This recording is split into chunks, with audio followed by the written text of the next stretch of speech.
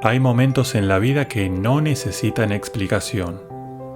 Es ese segundo donde el sol entra justo por la ventana, el aroma del café recién hecho o el silencio de una tarde de lectura. Son fragmentos de realidad que tienen un propio peso, momentos donde sentimos que el mundo, a pesar de todo, es un lugar profundamente bueno. Son pequeños destellos de lo verdadero que nos recuerdan que estamos vivos. A veces, ese mismo asombro que encontramos en la naturaleza o en un hogar cálido, lo encontramos en el arte. Pero no es un arte que busca gritarnos o rompernos, sino que es uno que nos invita a pasar, que nos ofrece un asiento y nos cuenta una historia al oído. Es el arte que no compite con la realidad, sino que la celebra, rescatando la belleza que se esconde en los gestos más sencillos. Hoy vamos a conversar con alguien que tiene el don de capturar esa luz y bondad con sus pinceles. Sus historietas son como pequeñas ventanas abiertas a mundos donde la ternura es la ley y la belleza es el lenguaje cotidiano. Para quienes todavía no conozcan su trazo, Decour es mucho más que un artista e ilustrador. Es, ante todo, un arqueólogo de la nostalgia y del asombro.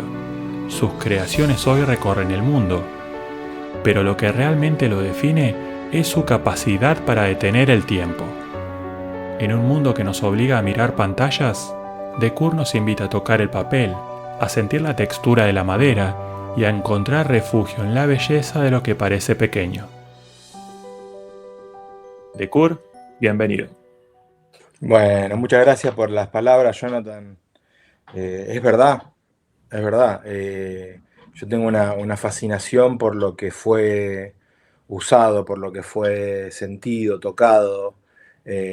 Siento que no es que te pueda decir que siento la presencia de los que estuvieron, no, porque no. Pero sí como que yo le estoy dando ahora una nueva vida a estas cosas que tengo, que me rodean, los muebles que amo. A veces pienso en qué les pasará cuando ya no esté, cuando yo no esté. Eh, pero también me doy cuenta, y eso me cayó la ficha mucho tiempo después, que uno está cuidando el medio ambiente comprando y consiguiendo esta clase de muebles. Que yo pensaba y decía, pucha, esto es mucha madera, es roble, pero tiene más de 150 años muchas de estas cosas. 100 años, 150, más de 150, objetos que tienen más de 150. Y, y uno de esta manera está contribuyendo a no seguir haciendo pelota el planeta, por lo menos desde un granito de arena, ¿viste? Un granito de arena hace una playa, es así. Y después lo que hago, lo hago únicamente para mí o para las personas que me rodean, especialmente mi hijo y mi mujer. Eh, y después es cierto que una de las cosas que decía José Larralde decía, yo compongo para mí, pero, y Atahualpa también lo decía, una vez que la música sale de vos, lo haces para vos y sale y se imprime o se graba, ya le pertenece a la otra persona. Claro. Y ahí queda a merced de la otra persona la libre interpretación y la apropiación de cada cosa. Es que si no, Jonathan, ¿qué otra forma podría haber para componer y para crear que no sea la de escucharse a uno mismo? Si no, vamos a escuchar que a uno le gusta y que a uno no le gusta, que a uno le guste, que a uno no le gusta, y no puedes hacer nada, y no puedes entrar en un bucle que no salís. Por eso digo que así salgan bien o mal las cosas, hay que hacerla según lo que uno tiene, el cassette que uno tenga dentro, lo que uno fue capturando, ¿no? Metiendo. Claro. Y respecto a esto, justamente que mencionás, ¿no? De ir captando a lo largo de los años y demás. De Curo, bueno, es evidente que tus obras son la contratapa de diarios bastante importantes o libros que incluso han recorrido el mundo, pero pocos saben que ese trazo se coció durante varios años. Incluso tengo entendido que trabajaste en una fábrica. ¿El dibujo en esos años era un refugio y a la vez una promesa que tenías pendiente con vos mismo? Yo creo que ambas, ¿no? Eh, Nunca tuve mi familia, ni mis allegados, gente que me motivase a que yo siguiese dibujando porque se podía vivir de esto, no. En mi casa no habría libros, en la casa de mis amigos no había libros. Yo empecé a leer a los 25 años, no leer porque no sabía leer, sino a leer libros. Dejé la escuela a los 15 años, me fui a trabajar de albañil, y hice un montón de trabajo. Mi vida fue medio un poco como la de Rocky Balboa, ¿viste? Pero eh, a- recuerdo cuando trabajaba en la automotriz y la pregunta tuya, cada vez que teníamos un poquito de tiempo libre, que era, vos imaginate, ¿viste Tiempos Modernos de Chaplin cuando la cinta va siguiendo su curso y van trabajando sin parar y a él se le va una tuerca y tiene que seguir y atrasa todo el resto y se hace todo un... Bueno, así era el laburo mío en esa fábrica, solamente que en vez de ajustar una tuerca como Chaplin, yo ponía puertas, ponía dos puertas cada 3 minutos y medio, cada 2 minutos y medio, una cosa así. Wow. A veces aceleraban más la cinta transportadora y tenías que laburar más rápido. Eso no me olvido. Cuando faltaba un auto, porque tenía algún problema o algo, en esos 3 minutos me ponía por ahí a dibujar algo. Y siempre era para hacerlos reír a mis amigos, nunca era algo profundo y metafórico y poético, y no era para hacerlos reír a ellos. De hecho, me han retado bastante por ponerme a hacer eso. Porque, ¿por qué no estás limpiando en vez de hacer eso? Acá está sucio y estás limpiando. Acá, bueno, pero siempre lo he mantenido. Mencionaste que no leías, pero historietas leías, otros autores, por eso también es lectura. Y son Sí, bastante profundas. De hecho, Argentina tiene un largo historial de historietistas bastante también destacables. sí. De chico, mi padre me compraba en el diario, porque se lo pedía, Ujú, revistitas de Paturuzú, chiquititas. Venían unos fascículos así chiquititos, ujú. porque íbamos al médico y justo afuera del médico había un kiosquito y le pedía que me compre eso porque me gustaban los dibujos. Mi primera aproximación en el dibujo fue una lata de café, de cual no la vamos a nombrar, pero tenía un dibujo muy lindo de un escenario de una playa. Y no era un dibujo realista, era como una observación de un artista Wow. de una playa. Era algo muy nuevo para mí. Tendría yo 6 años, 7 años. Entonces, eso sumado a los videojuegos, los cassettes de los Mm. videojuegos, la tapa, a veces venía alguna revistita con los dibujos. De ahí nace un poco el fuerte de mi estilo y de más que nada de la novela gráfica, también de las tiras, pero más que nada de las novelas gráficas, cómo estaban hechos esos cassettes, de esas revistas que mostraban cómo pasar de un escenario a otro, cómo vencer a tal jefe, cómo estaban puestos los dibujitos. Así yo creo que ahí aprendí todo lo que es color, contraste, narración, todo, desde el Family Game. Pero esa lata de café fue muy importante porque la dibujé muchas veces y veía, bueno, acá está el color amarillo, a ver, busquemos la cerita amarilla, pintemos con Mm. amarillo, usemos, esto se corre, bueno, vamos a ponerle un poco de lapicera negra, me empecé a jugar y era yo muy, muy chico y es el primer dibujo que me acuerdo. Eh, y después, bueno, empezó el tema de, claro, cuando iba a los kiosquitos veía que había dibujos y le pedía a mi papá que me compre eso. Pero mi padre es súper humilde y de clase pobre, o sea, ni Ujú. siquiera media baja, pobre, laburante. Mi Claro. mamá, ama de casa y mi padre fue soldador toda la vida, de lugar en lugar. Hizo un montón de trabajos en muchos lugares. Trabajó en Atucha, por ejemplo, eh, en la central nuclear de Argentina, para los que no saben.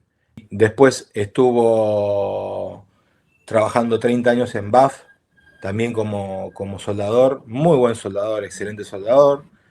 pero todo lo que es la parte cultural siempre dependió un poco de mí, porque también siempre estaba relacionado con dentistas y médicos, porque cada vez que iba al médico, mi papá me compraba una revistita de Paturuzú. Y cuando iba al dentista estaban las revistas y en la revista aparecía Quino, aparecía Caloi y la agarraba y la sacaba. Claro, La arrancaba de la revista y ni me importaba. Me acuerdo que me la sacaba mi vieja, a veces la sacaba yo así de una, y mi vieja despacito iba haciendo, viste, clic, clic, clic, clic, para claro, todo, para cortarla, viste, sin hacer ruido. con toda la Y de ahí me delicadeza. traje, con toda la delicadeza, y de ahí me traje mis primeros Calois y mis primeras páginas de Kino. Así empezó todo, esas fueron mis influencias y por supuesto también cosas de Inodoro Pereira, de Fontana Rosa, porque recuerdo que cuando íbamos perdón, cuando íbamos a pescar, tenía yo un carrito con los dibujos con un dibujo de Fontana Rosa.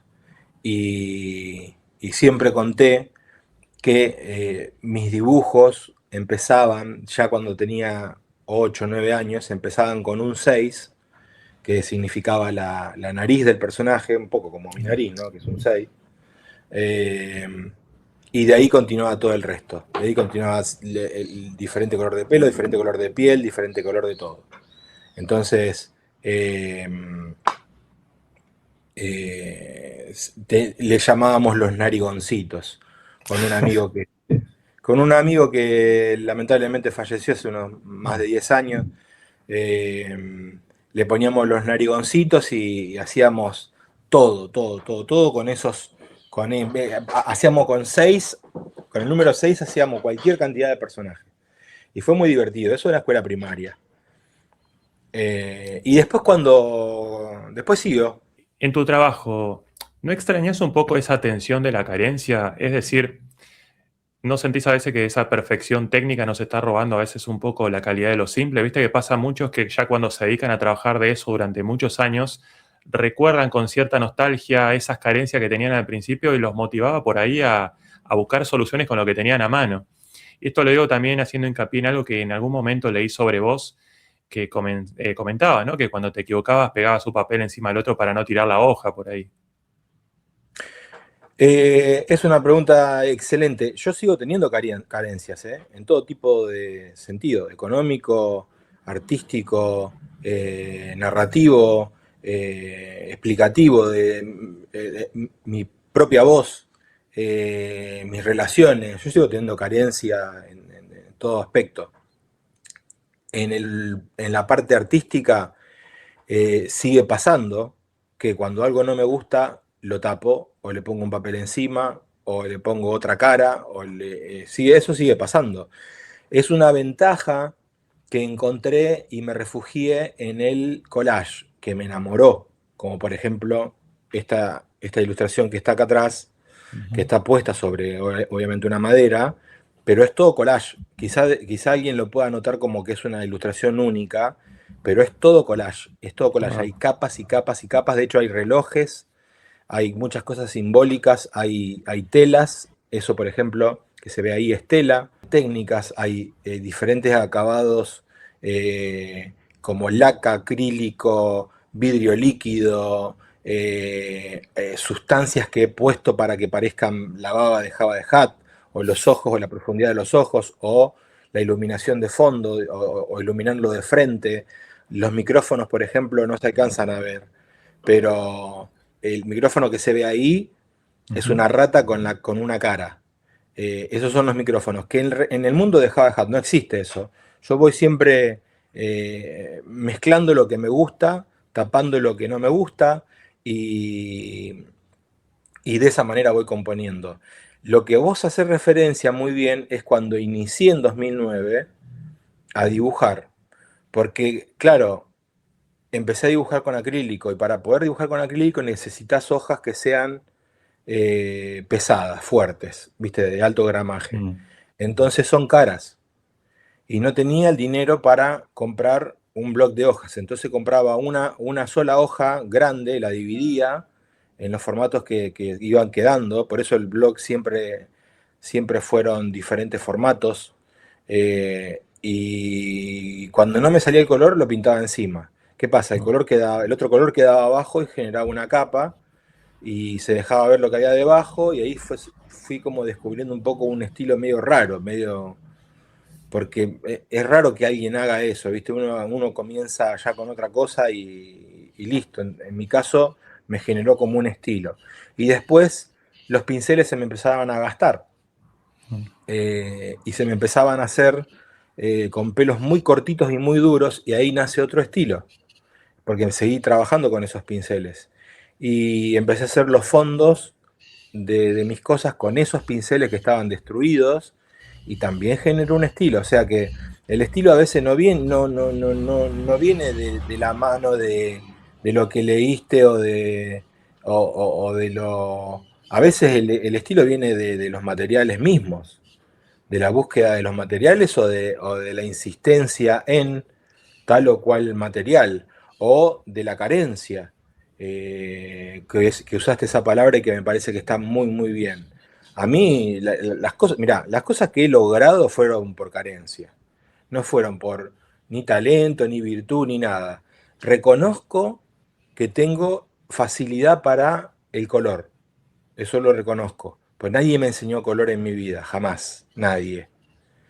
Me enseñaron línea, y tampoco me enseñaron durante mucho tiempo. Solamente fui 3 meses a dibujo en Rosario y después acompañaba a mi madre a una clase acá en Arroyo Seco, pero no iba a dibujo, yo la acompañaba a ella a dibujo. Los chicos que acompañábamos a las madres, a los padres, nos quedábamos en otra habitación jugando y por ahí nos poníamos a dibujar. Y el profesor pasaba y nos veía dibujando y nos decía, muy bien eso, no aprieten tanto el lápiz, o nos tiraba algunos tips, viste, sin meterse Ah, tanto. claro. Pero bueno, arriba de la mesa había libros muy importantes, como El Bosco, o como Goya, o Claro. libros que a mí me marcaron mucho el surrealismo. De hecho, hay un dibujante acá en este pueblo que, bueno, yo le sigo llamando pueblo, es una ciudad, pero le sigo llamando pueblo, eh, que se llama Carlos Estenta, que es muy minucioso a la hora de dibujar y muy surrealista, y él me marcó un poco la parte surrealista en mi vida. Y lo gracioso de el profesor que le daba clase a mi mamá se llamaba Julio Rayón. O sea, nombre espectacular, Claro, apellido espectacular para un dibujante. tal cual. Eh, y así fueron los comienzos y las carencias. El tema es que ahora, cuando vos decís yo vivo de esto, pero no es que uno viva cómodo. Ujú. Yo no vivo cómodo, no. De hecho, creo que la comodidad mata un poco la creación, me parece. Me parece, ¿eh? Y después veo gente también que no tiene carencias, que está muy, muy cómoda y que te das cuenta que su producción ha caído demasiado. Y vos decís, no puede ser que esta persona haga esto. Y no me refiero solamente a Claro. ilustradores, me refiero Sí, en a, general. sí, en general, por ejemplo, sin ir más lejos, cosas que ha hecho eh, Scorsese o Cameron u otros directores. Bueno, sabes que en la introducción hablamos un poco de la luz, justamente que entraba en la ventana y las cosas sencillas. Algo que he Sí. notado es que vos tenés una capacidad para encontrar la belleza en ya sea un sacapuntas viejo o en un mueble desgastado. Ahora, ¿cómo se entrena el ojo, más bien el corazón, para no perder esa capacidad de asombro frente a lo cotidiano? Hablando justamente de esto que venimos mencionando de las carencias y demás, ¿no? Eh, pucha, qué buena pregunta. A ver, principalmente lo que más me marcó fue la máquina de coser Singer que tenía mi abuela, que era un mueble muy extraño a los que yo estaba acostumbrado a ver comunes. Entonces, la calidad de ese mueble, el hierro, los cajones alargados, las partes, las partes de la máquina, o poder tocar toda esa máquina, los engranajes, las ruedas, todo ese acero, esa madera. Yo creo que el tacto en esas cosas hizo que después me empiece a fijar más en los objetos extraños, viejos, por una cuestión creo que tiene que ver con la pureza y la calidad misma del objeto. No es fácil de explicar, por supuesto, pero no es lo mismo tener, por ejemplo, un vaso para poner tijeras que tener esto, por ejemplo, ¿ves? De bronce. Claro, totalmente. No es lo mismo. Esto es algo que me Totalmente. traje de Nueva York y que me lo regaló una amiga. Entonces, ¿qué pasa? Yo cada vez que veo esta rana, no estoy solamente viendo la rana, sino estoy viendo la calidad de cómo fue hecha. Estoy viendo que es pesada, que tiene una forma que me encanta, que tiene una bandejita, que me la regaló una amiga, que me acuerdo cuando me la dio, cuando nos pusimos a hablar, bromas que me hacían otras personas. Entonces, no es solamente un vaso no diría nada. En cambio, Claro. una rana sí ya tiene mucho más para hablar. Y ahí solamente te mostré un objeto, imagínate la cantidad de objetos que hay en el estudio. Que yo estoy haciendo este estudio más como si fuese una especie de mini museíto que un estudio. Ahora, si me preguntás, ¿y por qué eso? ¿Por qué es eso de hacer como una especie de mini museo? Por un par de fotos que vi de lo que era el estudio de Hayao Miyazaki, Wow. que está en Estudio Ghibli en la parte del museo de Estudio Ghibli de Japón. Yo no lo conozco, nunca fui a Europa, por ejemplo, pero por esas fotos están valladas. Vos no podés entrar al espacio ese para verlo, pero podés ver ese estudio. Y es un estudio que prácticamente no se ven las paredes de tanta cantidad de obras, de libros, de objetos y de cosas que a mí me volaron la cabeza a niveles estratosféricos. Y, y me han quedado tantas cosas de esas fotos, que de a poco se va convirtiendo un poco en eso. Entonces, eh, tengo una casa, por ejemplo, de miniatura, que la lleno de personajes también raros, que me van contando una historia y que me van influenciando también. O sea, siempre hay cosas, objetos raros, ¿no? Eh, a ver, por ejemplo, mira. Ahí te inclino un poco la cámara, siguen habiendo objetos raros. Ahí hay otro escritorio, Su museo. chiquitito. Sí, sí, sí, sí. Hay otro escritorio chiquitito, todo muy pequeño, en el cual uso para anotar las ideas de las tiras e ideas de otras cosas también.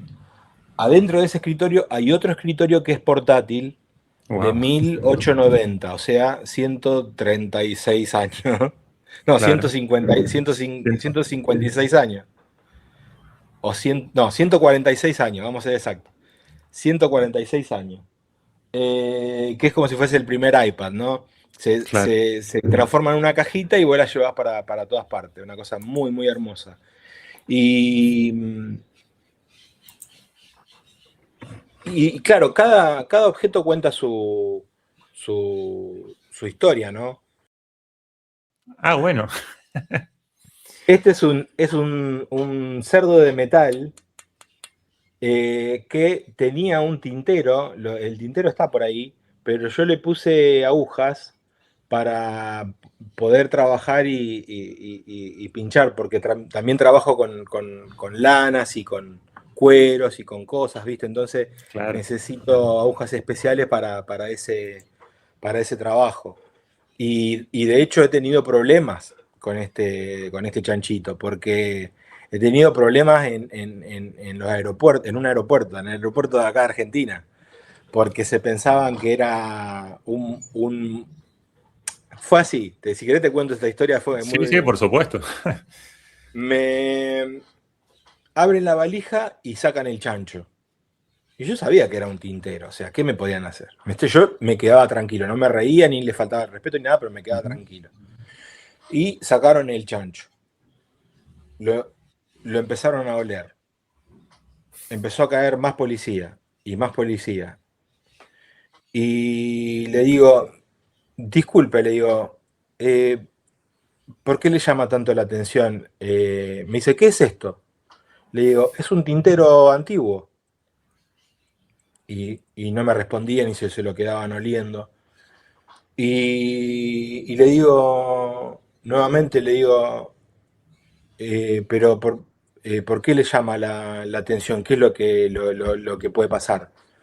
Me dice, no, porque tiene como, primero y principal, no se detectó en el radar lo que hay dentro.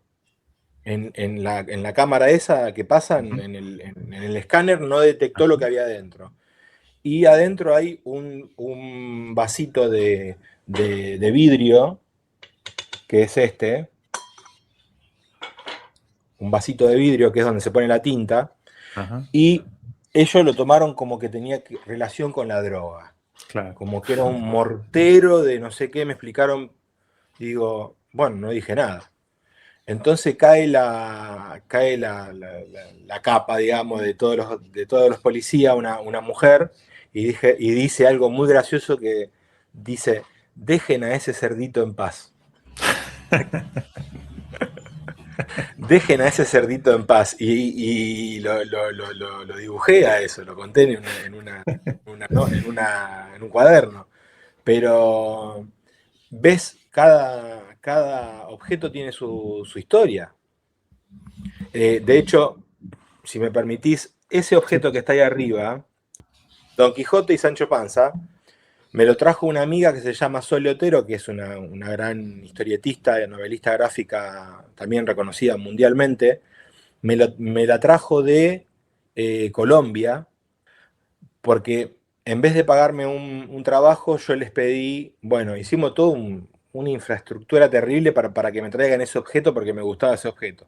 Mm. Entonces me lo trajeron desde el Museo de Don Quijote, lo llevaron a Colombia y en Colombia esta chica tuvo problema también en aduanas, porque Ah, ahí en migraciones, porque se pensaban que tenía droga en la base de los objetos, porque es una base cuadrada ancha. Entonces ella le decía, no, esto es un objeto del... Y no había forma de explicarle, ellos querían hacerle escanear esa parte para ver si no tenía... Ahí me está saludando a mi mujer que me muestra que llegó el diario con la tira. bien, bien. Ahí me alcanza la tira. A ver, te la muestro en vivo y A en ver, directo. Esta es la tira de en hoy. exclusiva, ¿eh? En exclusiva, la tira de hoy. Después, si querés, te muestro la de mañana. Es un poco Bueno, la actualidad, ¿no? La claro, obviamente. actualidad de la nave que va dando vuelta a la Luna y que se encuentra con un planeta que se está bombardeando, ¿no? Claro, No sé si se totalmente. alcanza a ver ahí. Ahí lo vemos. De hecho, lo vamos a poner en pantalla completa para que lo vean todos. Bien, perfecto. Y la tira de mañana, eh, te puedo mostrar el original, que es mucho más lindo que el papel. Es esta. Wow. Ahí se ve, de hecho, se ven todos los detalles que por ahí se Todo, pierden un todo. poco, ¿no? Cuando, el Claro. relieve, o sea, No, no, todo. Mirá los brillos. totalmente. Y aparte, fíjate, lo que sucede también es que cuando voy a una mercería, ya el estudio pasó como de ser un estudio de dibujo a ser una mercería, este lugar, porque empecé a comprar ojitos, eh, botoncitos, cositas, viste, que voy viendo y digo, che, esto me puede servir para tal cosa, esto me puede servir para tal otra. La nave que aparece acá esta parte tiene dos caras, por supuesto, invertidas, ¿no? Para mostrar la gravedad de Ujú. adentro de la nave, que se están asombrando por lo que están viendo. Pero adelante de las caras hay un acetato de color sepia, de color como naranja. Entonces le da todo el aspecto a vidrio, eso. Claro. Y fue algo que uno tiene que ver, o que yo tuve que ver antes de utilizarlo. Es decir, Mm, esto me puede llegar a servir para, y ese para, no lo sé.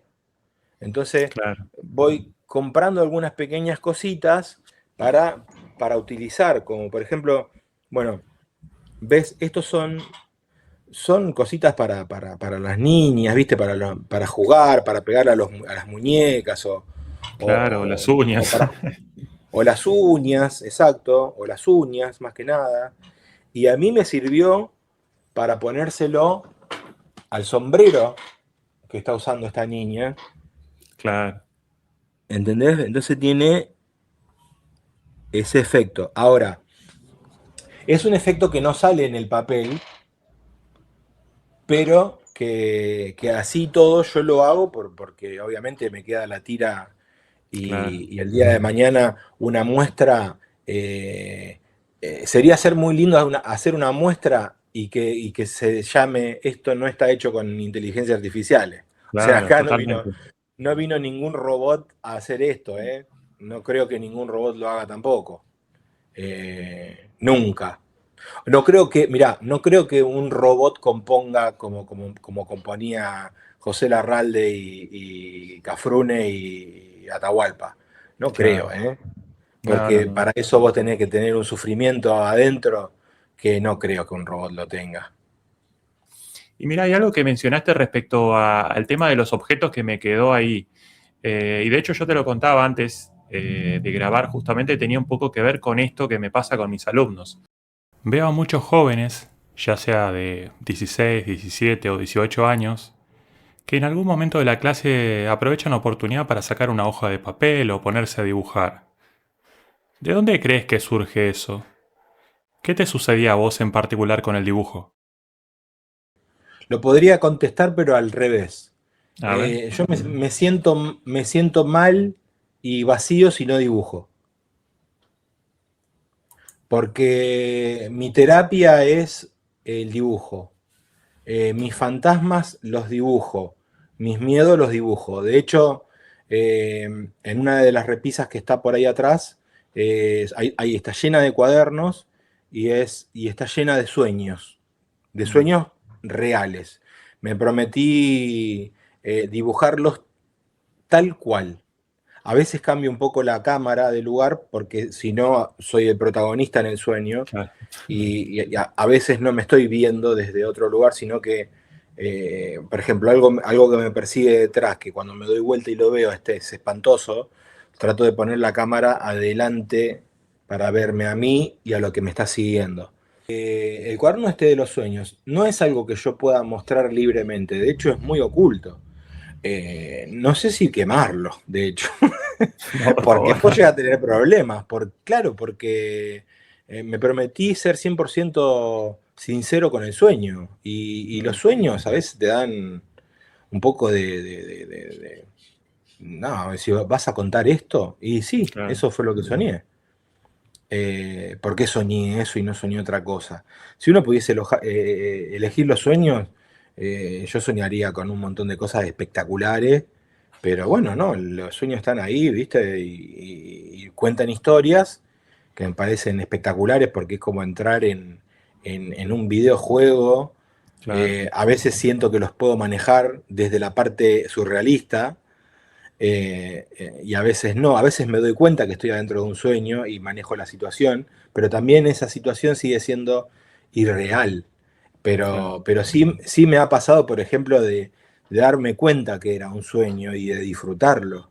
Y Qué lindo. eso no me ha pasado tantas veces, pero sí demasiadas como para poder decírtelo, ¿viste? De darte cuenta de decir, no, esto es un sueño y esto que está no es real, entonces podés encarar las cosas de diferentes maneras y sos como eh, En realidad en el sueño siempre sos todo lo que está. Claro. O sea, no es que haya gente y cosas que no te pertenecen a vos, te pertenece todo a vos. O Mm. sea que te estás despertando dentro de las cosas que vos mismo sos. Es muy raro, es muy filosófico todo eso, ¿no?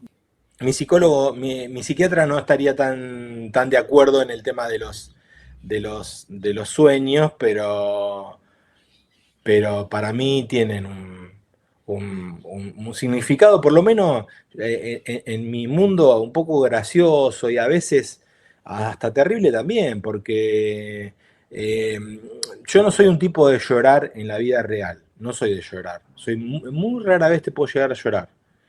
Y siempre es por tristeza, no es por emoción.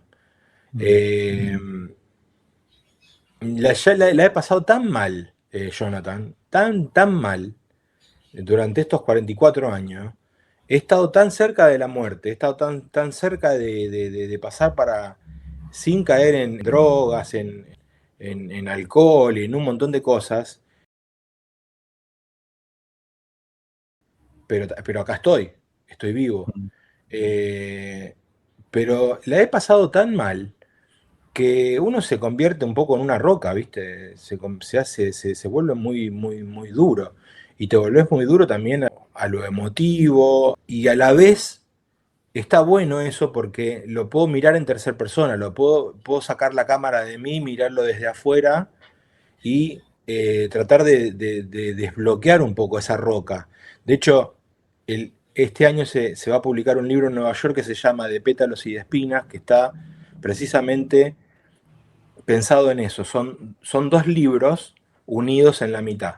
O sea, no tienen contratapa, tiene solamente tapa. Son dos tapas. Una Wow. está invertida, serían las dos tapas así, una está invertida y está pegada atrás de la otra. Entonces es como un libro infinito. Y uno habla sobre la gente que se convierte en roca y en las personas que desbloquean rocas. Entonces, tiene que ver precisamente con esto que te estoy contando, ¿viste? Claro. Los que nos hemos convertido en rocas, como yo, y los seres hermosos que te van dando un poco de ternura para ir desbloqueándote, como por ejemplo mi hijo Emilio con síndrome de Down, que por ahí te abraza o te abraza y te toca el pelo y que yo no tengo pelo, pero me toca la nuca. Y ya eso te empieza a ablandar un poquitito.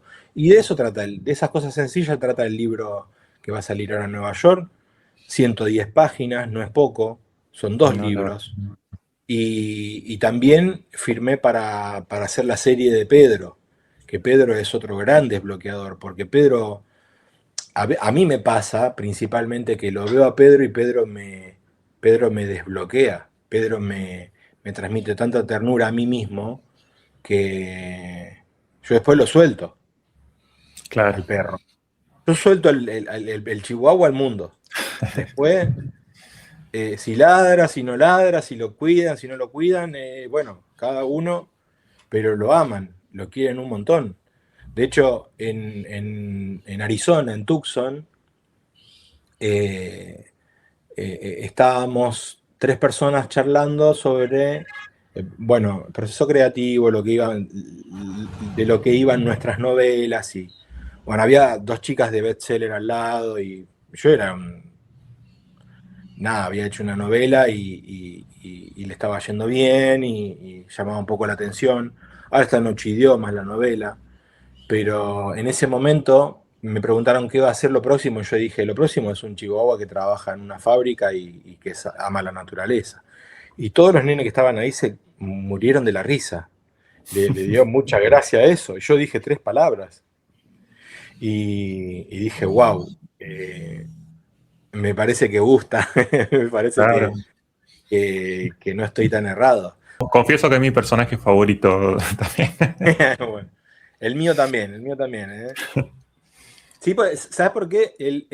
Los muebles son escenario.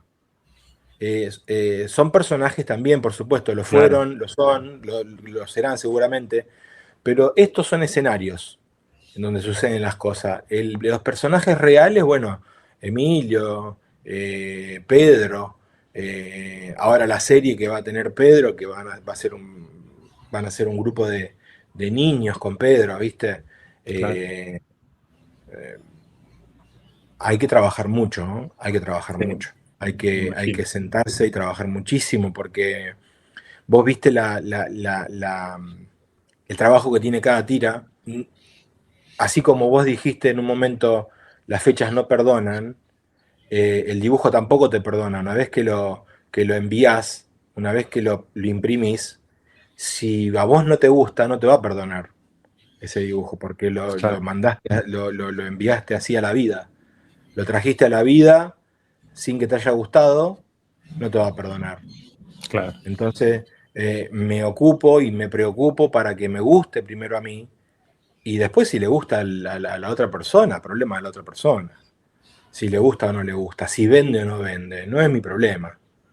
Eh, Nunca fue mi problema, salvo cuando empecé a dibujar que creía necesitar la aprobación externa. mm, Y bueno, son errores que uno va cometiendo y que va aprendiendo después con el tiempo, con el pasar del tiempo, de no prestarle atención a esas cosas. Pero por suerte, va por suerte, por propia investigación propia y lectura de muchos autores y de gente que realmente ha dado su vida para analizar una frase, por ejemplo. Hay gente que da la vida para analizar una sola especie, un solo claro, insecto. Hay gente que da la vida para analizar lo que es el tiempo. Hay gente que da la vida para analizar lo que son las estrellas. A mí me encanta esa gente y yo prefiero a esa gente de amiga, aunque no exista en mi vida, y no gente que no me aporte nada a mi alrededor. claro. Por eso no estoy solo, aunque me vea solo, no estoy solo. Siempre están todos estos pensadores que me acompañan. Bueno, respecto a eso de la soledad, sabes que justamente una de las cosas que por ahí notaba, ¿no? En algunos de tus personajes, no en todo, porque evidentemente también se ve mucho movimiento en algunos, pero sí veo a veces que en alguna de tus obras encuentro a personajes que por ahí están en soledad, ¿no? O da esa sensación. Ya sea, por ejemplo, mirando por una ventana con una taza de chocolate calentita en la mano o examinando las plantas con una lupa, ¿no? En una sociedad que de alguna manera nos obliga a estar produciendo y consumiendo contenido cada 15 segundos, ¿no? Haciendo scrolling, como dicen. ¿Es tu arte también una invitación a recuperar el derecho a la pausa y el silencio con esta clase de obras o personajes? No, no es algo que yo me propongo. Yo siempre lo hice, siempre lo hice. Nunca dejé de tener ese mismo como pequeño universito, planetita. Eh, Siempre lo hice así. Yo sé que lo que decís es cierto, pero no tengo dudas de que va a colapsar. De hecho, ya está colapsando todo lo que es el scrolling, la inteligencia artificial, todo eso llega a un punto en que cansa y que los niños se empiezan a volcar a lo que era las cosas que cómo se hacían antes. Les empieza a llamar la atención los botones, lo analógico. Por eso este museíto, este estudio, es muy analógico, es demasiado analógico. Tengo videojuegos de mi infancia que eran los con tapita, los Casio con juegos. eh, que a mí me vuelan la cabeza hasta el día de hoy. El otro día me puse a jugar a uno de esos. Eh, Porque llega, claro, llega un momento en que todo colapsa y se vuelve para atrás. Y ahí es donde todo esto va a decir, wow, pero eso está hecho a mano, eso lo recortaste a mano. Eh, en su momento fue un boom cuando decía, wow, eso está hecho con la computadora. Wow, eso está hecho con la computadora. Ahora ya sabemos que todo está hecho con la computadora. Ahora vuelve otra vez a pasar y decir, wow, eso está hecho con la mano. Bueno, pasa ¿Entendés? algo similar. Bueno, yo trabajo mucho con chicos, ¿no? Y me pasa eso de que tienen en el último tiempo una fascinación por esto, ¿no? Por lo retro, como le dicen. Ya sea por, bueno, desde la moda hasta los videojuegos, ¿no? Esto de volver un poco al arcade. Y también lo Claro. noto en el tema del cine, el hecho de volver a los efectos prácticos, ¿no? Lo Ah, realista que se ve una ¿viste? película de los 80 en comparación con Totalmente. datos CGI que ya te satura, ¿no? Ya es como que no te causa nada. No, no te causa nada. De hecho, eh, hablábamos antes de empezar esta conversación con vos sobre los directores y decir cómo puede ser que Peter Jackson haya hecho Los Hobbits, que es prácticamente sobre una pantalla verde. De hecho, hay escenas en donde Gandalf le agarra un ataque de histeria en que no puede trabajar con actores, está trabajando todo el tiempo con una pantalla verde y Claro, la agarra como una especie de locura, ¿viste? De bronca, de irritabilidad. Y también sucede, como bien decís, que la gente se está yendo al cine viejo, al cine de los 80, al cine de los 70, pero principalmente al de los 80, en donde los efectos especiales, vos te das cuenta que son maquetas y que son y te causan gracia, pero te das cuenta de algo muy importante que dijiste, que están hechos a mano, que también lo dije yo. Entiendo que se ve trucho, que se ve raro, que se ve, pero no está hecho con la computadora. ¿Por qué? Porque la computadora está colapsando, está cansando. Ahora, eh, ¿hace mal la computadora? No. Lo que pasa es que primero y principal saturó. Es como comer helado de chocolate, tomar helado de chocolate toda la vida. Te claro, cansa. Bueno, totalmente, ahora, no hay que ser tampoco hipócrita porque nosotros estamos hablando gracias a una computadora. El hecho totalmente. es la utilidad que se le da a la tecnología. Y ahí sí es donde yo me ocupé de hacer la novela gráfica que se llama Cuando levantas la mirada, que es principalmente un niño que tiene adicción a su celular, que piensa que todos sus amigos están ahí adentro, porque él se muda de su casa, eh, y se va a vivir al campo, en el medio del campo con la madre, y la madre, como es bicha, inteligente, le hace sacar un poco, lo intenta mostrar un poco lo que hay afuera del celular. Pero el pibe no quiere saber nada, hasta que él solo empieza a redescubrir un mundo que no es gracias a la madre, es gracias a un escritorio que estaba ahí ya puesto en la casa. Un escritorio antiguo que habían dejado en esa casa que alquilan, y en esa casa, y en ese escritorio que no tenía nada, estaban todos los cajones vacíos, pero en uno había un cuaderno como un pequeño tesoro, y ahí comienza toda una historia de, como si fuese de espionaje, de ver qué pasa. Y Lorenzo, el personaje principal, en ningún momento deja el celular, sino que le empieza a dar un uso útil al celular. No lo es que lo deja de lado y lo tira, le empieza a Claro. dar un uso útil, viste, como cámara, como para ver dónde queda tal lugar, para sacar una foto, para lo que sea, pero eh, encuentra un equilibrio. Es que la clave siempre es el equilibrio, lo que pasa es que el equilibrio es lo más, si hay algo que es difícil en el planeta es el equilibrio, Totalmente. me parece, no sé. Sí, no, concuerdo totalmente. Eh, Decur, hay momentos en la vida justamente, ¿no? Donde uno se pone ante situaciones que por ahí nos resultan difíciles y demás. Vos mencionaste que cuando justamente nació tu hijo Emilio, el dibujo fue muy, muy significativo para vos. ¿Cuándo dejó de ser para vos una especie de escondite y se convirtió en una herramienta que te permitió, bueno, finalmente abrazar la realidad y encontrarte con esa luz, esa chispa que te caracteriza? Muy buena pregunta, Jonathan. Primero y principal, nosotros tuvimos un embarazo espectacular, todo venía normal y en el parto nos enteramos que Emilio tenía síndrome de Down. Entonces fue un choque muy importante porque era un lenguaje nuevo que no conocíamos. De hecho, se llevaron a Emilio a neonatología y nos quedamos en la habitación 5 horas sin que venga nadie. Ningún médico a explicarnos ni nada. Entonces fue muy traumático eso. Para mí me despertó una depresión que había tenido en 2008. Yo no soy una persona con depresión constante, sino que puedo hacer picos. Hice un pico en 2008 y ahora hice una meseta, que estoy saliendo, pero tengo esos picos. Siempre son causados por situaciones muy, muy, muy extremas. Eh, pero raramente, desde 2008 hasta 2024, me han pasado cualquier cantidad de cosas terribles y malas y nunca he caído en un pozo depresivo. Pero esta vez sí fue muy difícil y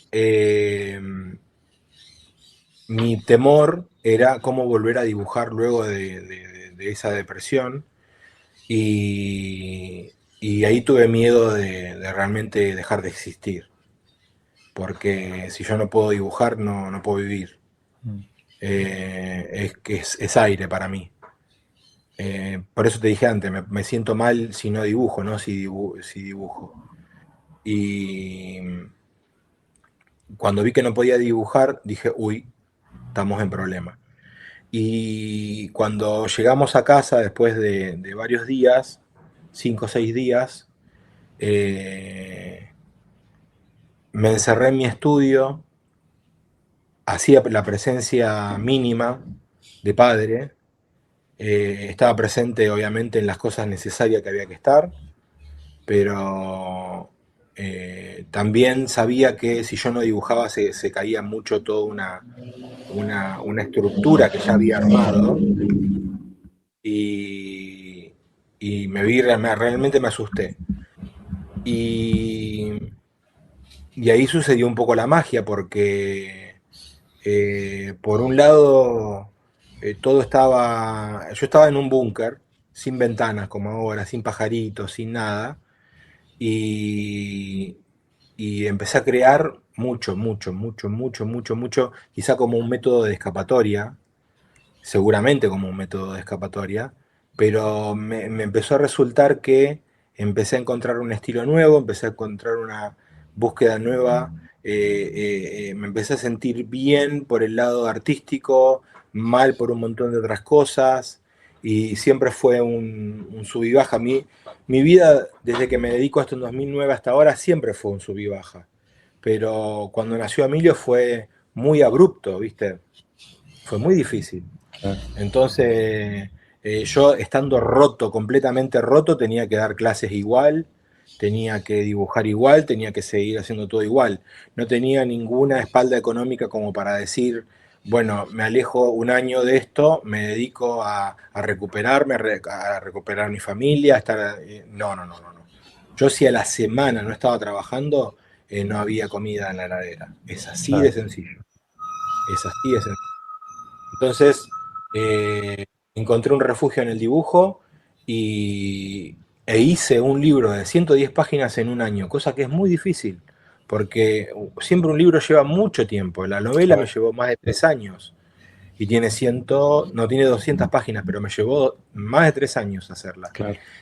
Y en este momento me encontraba entregando un libro de 110 páginas con un nivel de detalle como en la tira que te mostré. Entonces, sí fue una escapatoria. Nunca dejé de estar presente como padre, siempre estuve presente en donde había que ir, a lo que había que hacer. Le puse el pecho a las balas, como quien dice, pero todo eso también tiene un costo y estoy con una muy buena compañera que me bancó y le damos para adelante hasta el día de hoy. Por eso, cuando empezó tu charla, que me decías un poco del estado en el que uno está ahora dibujando, en el arte y todo esto, uno nunca deja de pasar por estos estados, viste, que suben y bajan, por lo menos en mi caso.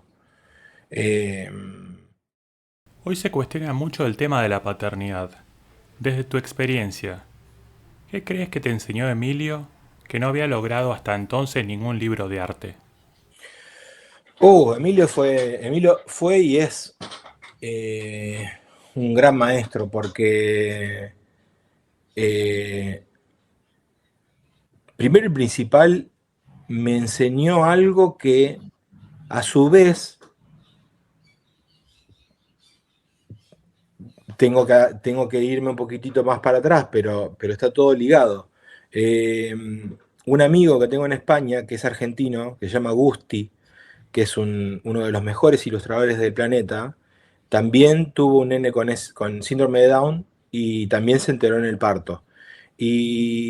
Y él, cuando veía mis cosas, mis dibujos, me decían, no es mi dibujo, cuando veías mis bocetos, él me decía, pero Guille, esto tiene que ser el resultado final, no es que vos lo tenés que volver a dibujar y dibujar y dibujar y dibujar, porque yo tenía eso, viste, en mis comienzos hacía 7, 8, 9 veces el mismo dibujo hasta que me convenciese. Y me dijo, no, el dibujo una vez que sale, sale, viste, ya está. Entonces, eso él lo aprendió con Malco a hacer así, artísticamente. Y a mí me pasó lo mismo con Emilio, que por eso ahora sale un dibujo eh, y no ando tanto corrigiéndolo. Es, sale así, punto. Salió una rueda torcida, sale la rueda torcida. Sale una cara inclinada, sale una cara inclinada. La tira que te mostré de la nena que está haciendo quilombo con la ropa ahí, seguramente de la abuela o algo, Ujú. eh, fueron partes que yo ya tenía del collage, de un montón de cosas que dije que fui usando, más que la cabeza, dije, che, quiero hacer algo con esto. Tenía, por ejemplo, un mueble, te la vuelvo a mostrar, tenía este mueble lleno de ropa que había hecho para otra historia, de Ajá. tela real, ¿no? Son todos Claro, pedacitos sí. de tela real. Se Bueno, ve la textura, sí. y digo, ¿cómo me gustaría hacer algo con eso? Porque me llevó tanto tiempo hacerlo y digo, sería una lástima no ponerlo en una tira ahora. Y digo, ¿qué puede ser? A ver, y ahí empecé a pensar y tenía un personaje ya hecho, tenía los dos personajes hechos, o sea, lo que trabajé fue muy poquito. Entonces, quedó una tira que me encanta y y eso es gracias a Emilio y a tener ya cosas preparadas y soltar la mano. Eh, Emilio me hizo soltar la mano, sí. Sí, Mm. sí, sí, sí, sí. Emilio me hizo poder agarrar un cuaderno y maltratarlo, por decirlo de alguna manera. Como siempre digo a los alumnos, a mis alumnos les digo, agarren sus acuarelas y maltrátenlas. Los cuadernos maltrátenlos. Eh, no piensen que uno abre un cuaderno nuevo y tiene que hacer una genialidad. No, Claro. no va por ahí. Esto va de error en error, no va de acierto en acierto. El arte es así. El arte es de error en error, no de acierto en acierto. Para mí, ¿no? Claro, no, Eh, totalmente. y después, bueno, yo cuento mis cosas. Lo que pasa que, como los sueños, las camuflo, si está bien dicho la palabra, no lo sé, las camuflo con otros colores y con otras formas. Cuando yo estoy haciendo, cuando en 2009 estaba haciendo un personaje acostado en el campo con sus perritos y disfrutando de un libro y todo, era porque yo estaba completamente en la oscuridad, en el lado oscuro de la luna. Estaba completamente depresivo, no tenía esa realidad y la dibujaba esa realidad que quería ver. ¿Me entendés? Entonces, Claro. eh, dibujaba lo que quería ver en mi vida. Si quería, si extrañaba o veía que un grupo de amigos se llevaba muy bien, digo, qué lindo sería tener un grupo de amigos, así dibujaba un grupo de amigos que se llevaban muy bien y que tenían una excelente relación y todo, y lo dibujaba. Y de alguna manera eran mis creaciones y lo pude volcar de esa manera y me empezaba a hacer bien. Entonces, siempre fue día por día, día a día, día a día, día a día y hasta que llegamos acá. 17 años después, te llama un diario de los el diario más vendido de Argentina y te pide una tira. De hecho, Claro. la persona que se va, que es Maitena, se Mm. va recomendándome y es para mí es muchísimo. Claro. Eh, es muchísimo. Me preguntaron si yo tenía presión. Le digo, no, presión no tengo porque Ya la pasé, la presión, ya pasé el miedo, la presión, la angustia, eso yo ya lo pasé. El dibujo para mí no es ninguna presión, ni miedo, ni nada, es disfrute puro. Con sus limitaciones, por eso antes era más difícil dibujar, ahora me es más agradable porque solté la mano y el hecho de soltar la mano y dibujar y dibujar y dibujar y dibujar te hace que tengas más confianza en vos mismo. Después, si gusta a las otras personas, bueno, buenísimo, se cierra un círculo espectacular, ¿viste? Claro. Vos haces un podcast invitándome a mí y después invitás a un montón de gente y tu podcast explota, decís, pucha, lo que pregunto, lo que hago, gusta, y entonces ahí cierra todo un círculo. Claro. Pero es añadidura. Es añadidura. Uno cuenta lo que. Yo ahora, viendo mi escritorio y los objetos que tengo, son mi guitarra. Por eso a mucha gente que no entiende todas estas cosas, le digo, ¿vos que criticás a un músico por su guitarra? No. Y Claro. bueno, estos muebles para mí son mi guitarra. O sea, si no lo entendés o si no lo entienden, no hay ningún problema, ¿eh? Yo Claro. no busco que lo entiendan, pero cuando busco una explicación es esa. Son mi guitarra. A mí no me da dibujar sobre cualquier cosa. Puedo dibujar sobre cualquier cosa, pero me voy no de vacaciones, pero me voy de trabajo a algún lugar y extraño mi escritorio. Lo extraño como si fuese un hijo. Como te decía, este chanchito que me he llevado, me lo llevé para, para que me acompañe a Nueva York, por ejemplo. Entonces, en el Airbnb que fui, me ponía a dibujar y me lo ponía al lado para que me haga compañía de tenerlo siempre acá. Era como llevarme un pedacito de mi Claro. mundo para allá. Esa es la Bueno, relación que tengo. claro, bueno, de hecho, mira, algo que yo percibo mucho en tus obras, creo que la mayoría de la gente también tiene que ver el tema de la ternura, ¿no? Y a veces un poco en este mundo moderno, ¿no? Parece que ser tierno o sensible para muchos es una debilidad.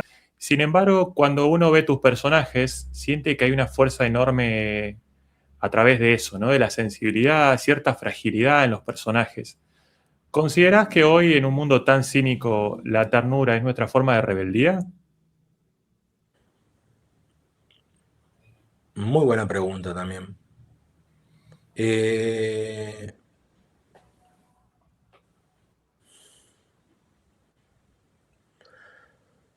Te tengo que responder lo mismo que te respondí antes. Yo siempre hice esto. Ahora, si otras personas lo hacen,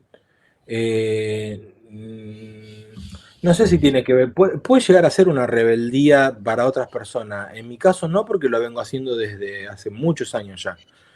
Y lo sigo haciendo. Pero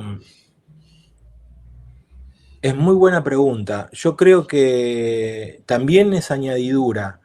Anoche con Celeste, con mi mujer, nos pusimos a ver cómo estaba hecho Snoopy ahora, con la tecnología de ahora, y cómo estaba hecho en los años 90, 80. Y hablábamos de la rapidez que tienen los dibujos de ahora, que Claro, todo sucede muy pam, pam, pam, pam, pam, pam, pam, pam, pam. Y yo le decía, eso tiene que ver con el scrolling, con que los nenes quieren tener una resolución rápida, rápida, rápida, rápida, rápida, rápida, rápida, y es un problema. Eso colapsa, eso cansa. No sé lo que va a pasar con los niños. No sé si. No soy tan negativo en ese aspecto. Antes era más negativo y más pesimista. Ahora creo que el hecho mejor que sigan pasando estas cosas, que se colapse cada vez más. Que se colapse cada vez más. Dame un segundito que sí, sí, atiendo por el. supuesto. Unos momentos después. Hola. No, sí, es mi hijo que cuando entra a casa quiere tocar el timbre, lo podés dejar si querés. Sí, Él le obviamente, gusta, lo dejamos, lo él dejamos. le gusta tocar el timbre y me tira besos y me saluda. Después cuando me ve, no me tira besos y no me saluda. O sea, es muy gracioso. Porque, claro, yo le hablo por la camarita y él se ríe, me tira besos y me saluda. Pero después Es que este es el son muy momento raros, divertido. son muy raros y muy personajes. Y de ahí me da hilo para imaginar.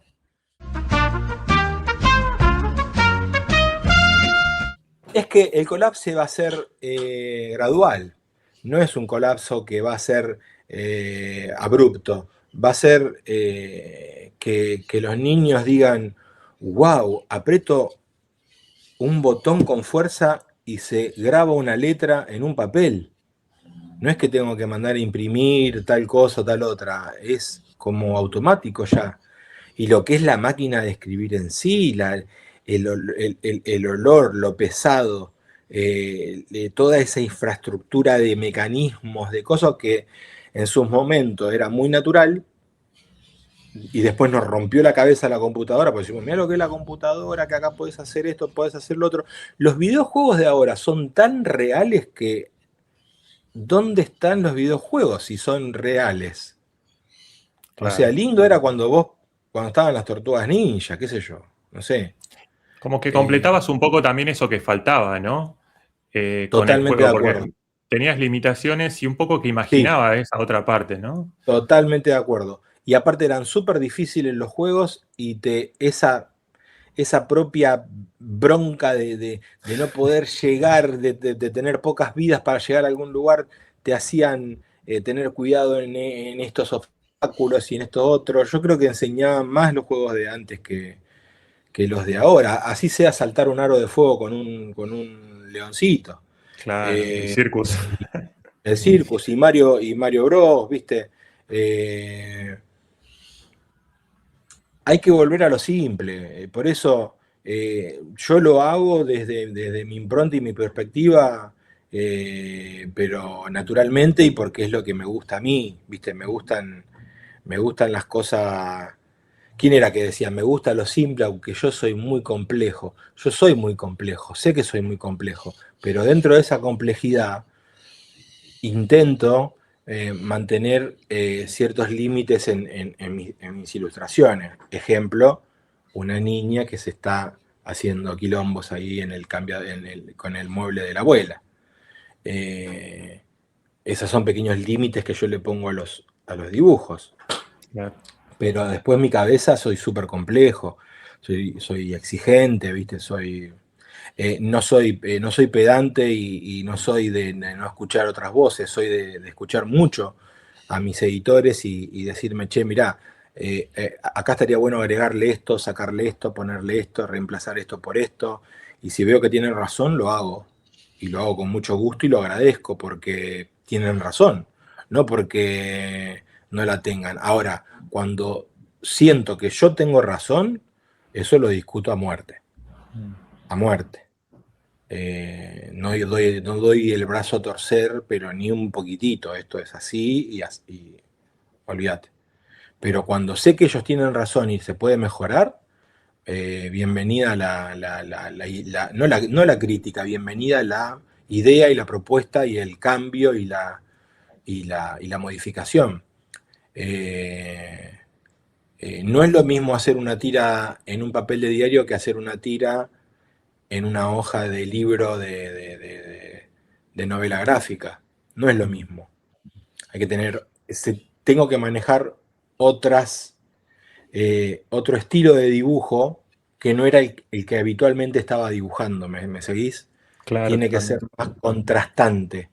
No puede ser tan mancha, por decirlo de alguna manera. No puede ser tan, por ejemplo, Java de Hat, no puede ser tan así. Claro.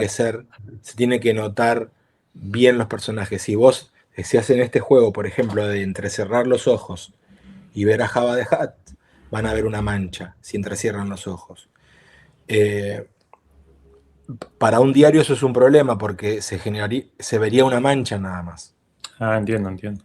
Para hacer para poner, por ejemplo, a Java, este Java en el diario, la princesa Leia tiene que sobresalir totalmente. Vos tenés que Claro, entrecerrar los ojos y se tiene que ver la princesa, pero muy bien. claro. Entonces, bueno, uno trabaja para eso, ¿no? Una nueva técnica que tengo que manejar. Volviendo a la imagen del chihuahua, ¿no?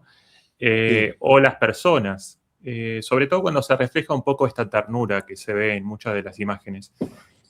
No sé si son los cachetes, los ojos, hay algo como medio gordito ahí que no sé cómo explicar, que me causa mucha ternura, no sé si eso tiene un nombre, pero es como, viste que está lo grotesco, lo sí. clásico en el teatro, ¿no? Esa como las caretas del teatro griego, ¿no?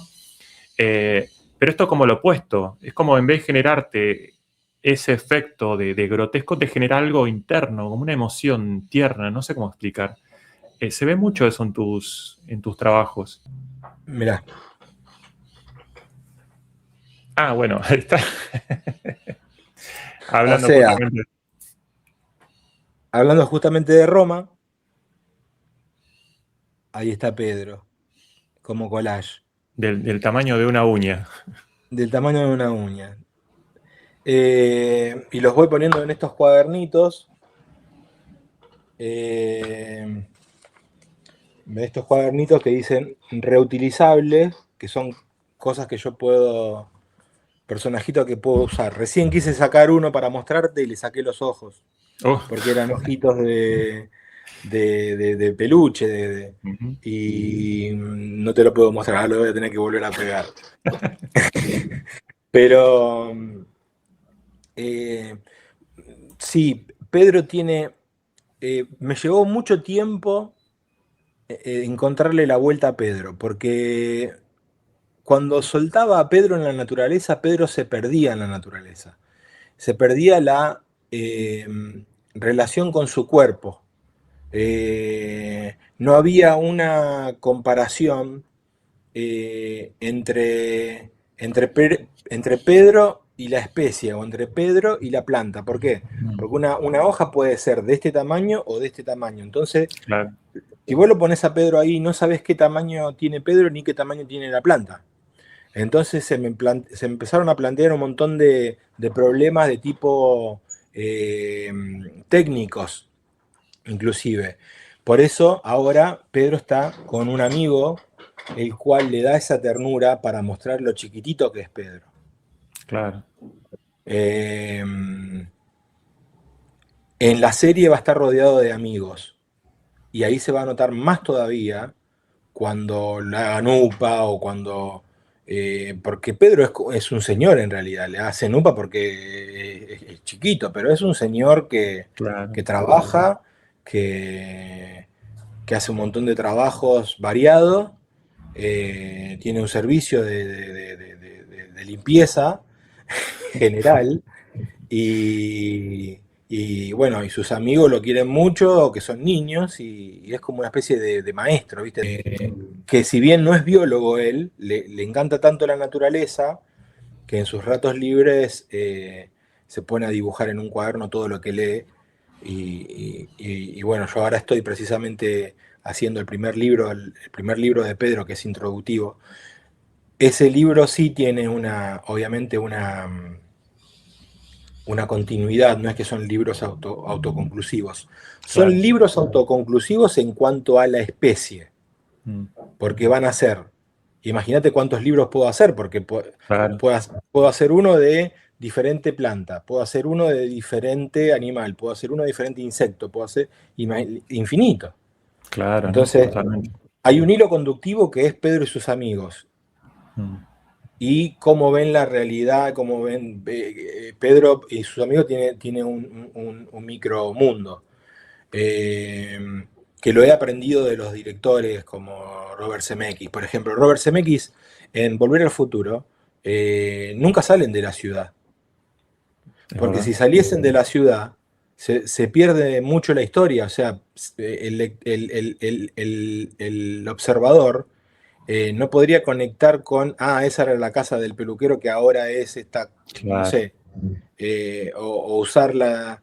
la misma ropa que usaban, como que todo sucede dentro de unos límites. Yo siempre hablo de tener límites más que ser completamente abierto. Claro, La inteligencia artificial lo que te permite es hacer lo que vos quieras, ¿viste? No hay límites. Y acá yo lo que estoy diciendo es, pónganse límites porque los límites lo van a salvar, no ser ilimitado. No, no, no, hay que ponerse límites. Yo no puedo ser un buen soldador. Eh, Cuando fui a pedir créditos a los bancos que nunca me ayudaron, jamás, nunca, le digo, qué injusto que es, porque a mí me das una pelota para jugar al fútbol y soy un desastre, pero a Messi le das un pincel y es un desastre, ¿eh? Pero sin embargo, el tipo genera miles y miles de millones de dólares y yo estoy acá pidiendo un crédito que no me dan. claro, Por eso toda la gente me ayudó para poder construir este estudio. Y obviamente no alcanzó para mucho tampoco. No te vayas a pensar que esto lo construyó la gente. Mucha gente me ayudó, pero el grueso, grueso lo puse yo. Y sí, una sola persona que es como mi hada madrina, que siempre me ha ayudado económicamente y me ha regalado viajes por me dio Nueva York, me dio toda Argentina para recorrerla de punta a punta, que son esas personas que, viste, te aparecen en la vida. Conectó mucho con lo mío y soy su dibujante, ¿viste? Eh, entonces es un placer enorme. Eh, pero que te toque eso. Mirá, como no manejamos nada en esta vida, que te toque algo así es lo mismo que te toque un hijo con síndrome de Down, que sea indetectable. Es uno en mil. Entonces, uno no maneja ni lo bueno ni lo malo. Entonces, ¿para qué te vas a preocupar? mm, Si hay algo que es lo más fácil y lo más certero, es la muerte. Por ahora. Vamos, vamos. vamos a ver qué pasa Hay más algunos adelante. transhumanistas que pensarían lo contrario. Claro, hay algunos que podrían llegar a pensar lo contrario, de lo cual no, campeón, yo no quiero vivir para siempre. Yo me acuerdo mucho de Borges, he leído a Borges y he leído mucho su presencia y su voz, que me parece hasta incluso más cálida el Borges oral que el Borges escrito. Mm, Eh, en el que él dice, no, no, no, yo no quiero vivir más, un par de años más porque quiero contar tal historia, pero después no quiero vivir más. Dice, yo vi la muerte de mi madre y de mi abuela y de cosas, y fue atroz, y llegar a los 100 años para mí sería imperdonable, ¿viste? Todas esas cosas muy, bueno, muy claro, graciosas de cómo era él, pero yo no quiero llegar a los 100 años. Lo único que quiero es, como tengo a Pedro en la vida real, que no se escucha porque está roncando, seguramente no se escucha, está durmiendo al lado mío. eh, Él en algún momento se va a ir. Y a mí me gustaría que siga estando en los libros, que siga mm, estando inmortal, de alguna manera. claro, Como lo fue Snoopy, como lo fue Milú, como lo fue Clemente, que si lo tomamos como un personaje, como si fuese un claro, perrito, ¿no? claro, O claro, Mendieta, ¿viste? Son perritos que no mueren nunca, son eternos. claro, Eh, y eso me gustaría, ¿ves? Para mí, porque él se va a ir en algún momento, pero no se te va a ir a vos, se me va a ir a mí. El sufrimiento lo voy a tener yo. Entonces claro, me estoy preparando para ese momento, y la mejor forma de prepararme para ese momento es sentirlo vivo en los libros, sentirlo vivo claro, en las publicaciones, que él sigue ahí, haciendo sus locuras y sus cosas bellas y sus cosas eh, tiernas y todo su mundo, ¿no? claro, Eh, Hay algo que me propuse en la serie de Pedro, es que no tenga que no haya ni buenos ni malos, que los malos tengan un poco de bueno y que los buenos tengan un poco de malo.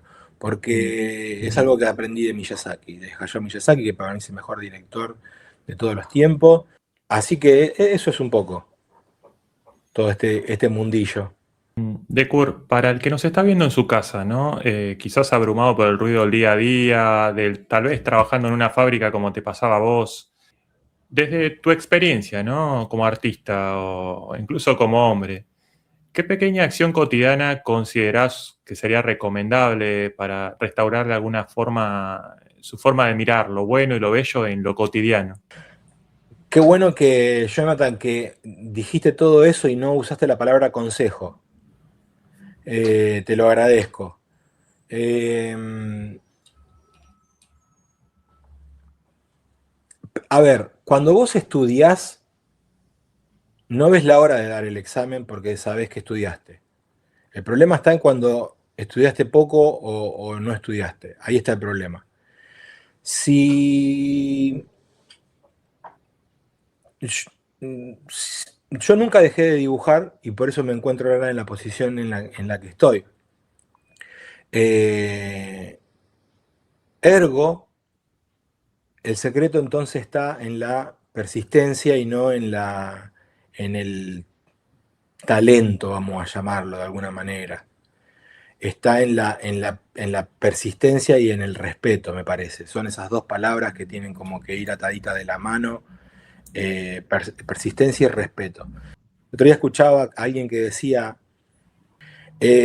un médico que opera el corazón es uno de los mejores del mundo, pero fuera del hospital es una mala persona, es un tipo insoportable, mala persona, no le gusta hablar con nadie, se lleva mal con todo el mundo, es muy mala persona. Eso por un lado. Por otro lado, ahí está, cardiólogo. Un cardiólogo que es excelente persona, muy amable, muy cálido, lleno de amigos, todo, pero en su profesión no te operés porque no salís, porque no es muy bueno. ¿Con quién te vas a operar? Es muy simple, es sentido común. La persona que hace bien su trabajo gana respeto o gana la aprobación.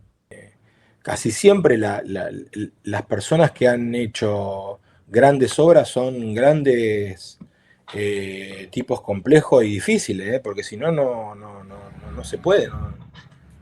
Como que no llegás a un puerto. Pero no es que hay que ser jodido y malo, sino que si no Claro, sos obvio. exigente Entiendo. con vos mismo ¿cómo haces? No se puede.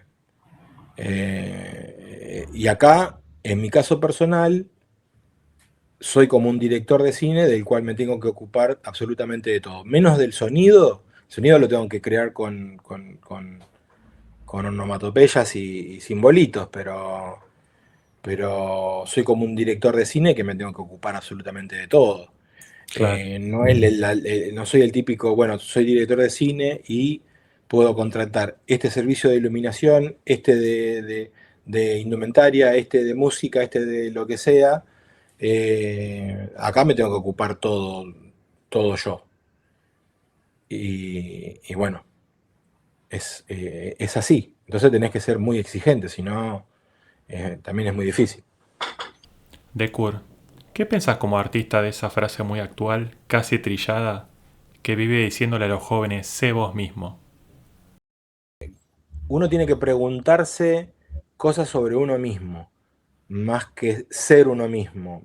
Preguntarse si lo que está haciendo está bien, preguntárselo a otras personas que tengan un nivel evolutivo más avanzado, o no preguntárselo, sino en ir a los libros, en ir a leer diferentes pensadores, leer de todo, un poco. Yo pienso mucho en esa frase, sé vos. Sí, sé vos, pero ¿en base a qué? Claro. Está muy bien que vos seas vos, pero ¿qué sos vos? O sea, ¿qué metiste adentro tuyo para que vos seas vos? Vos sos vos, está perfecto, con todo lo que metiste. eso es lo que sos.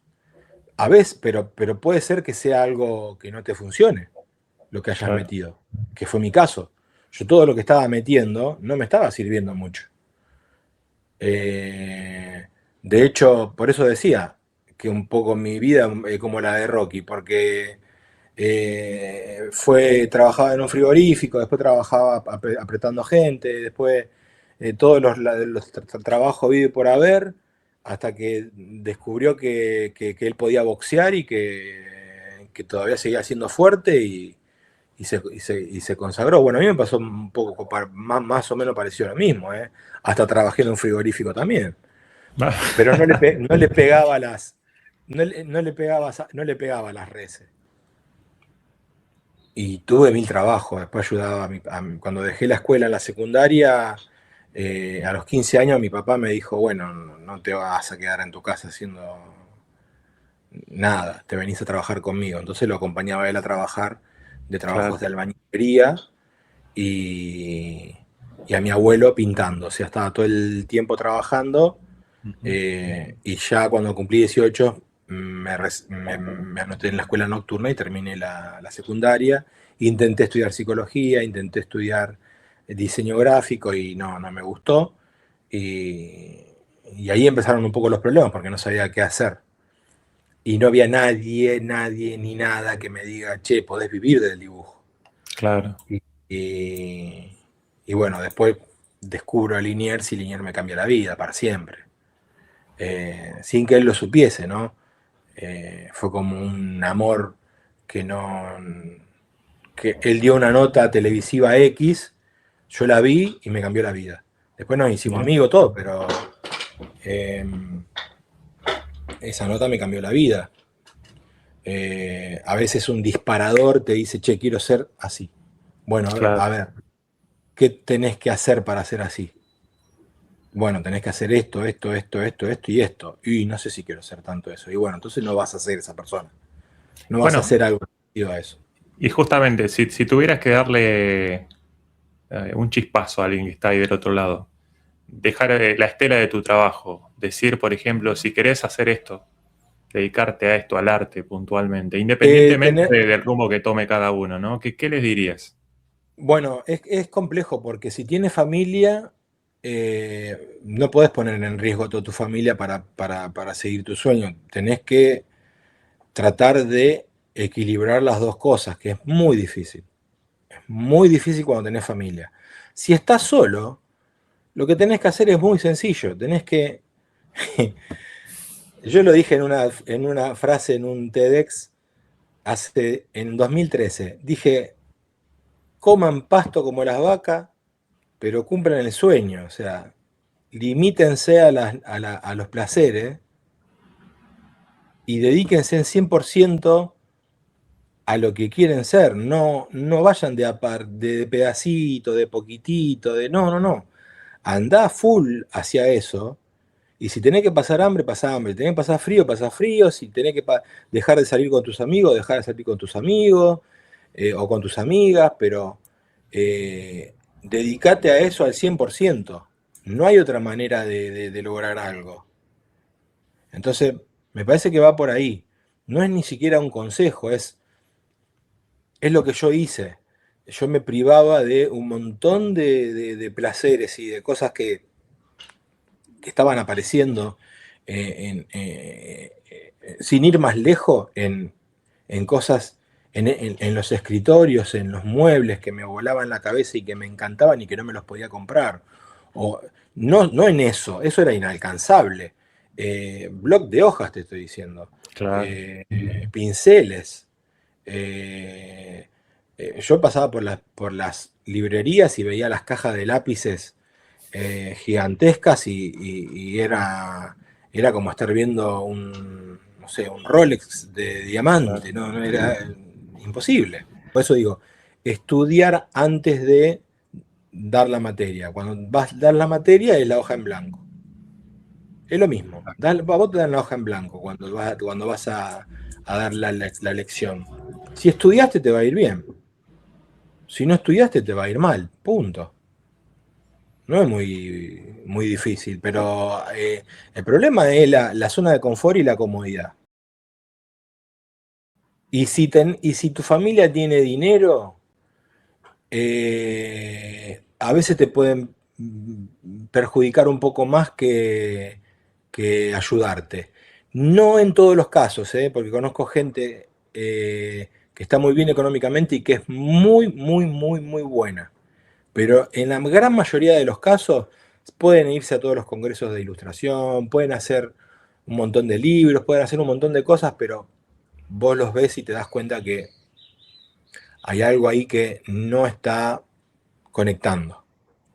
Y esa conexión también es difícil de describir. Creo que en parte en toda esta charla hemos tocado un montón de esos puntos que pueden llegar a contestar un poco esa retórica que hay al final, pero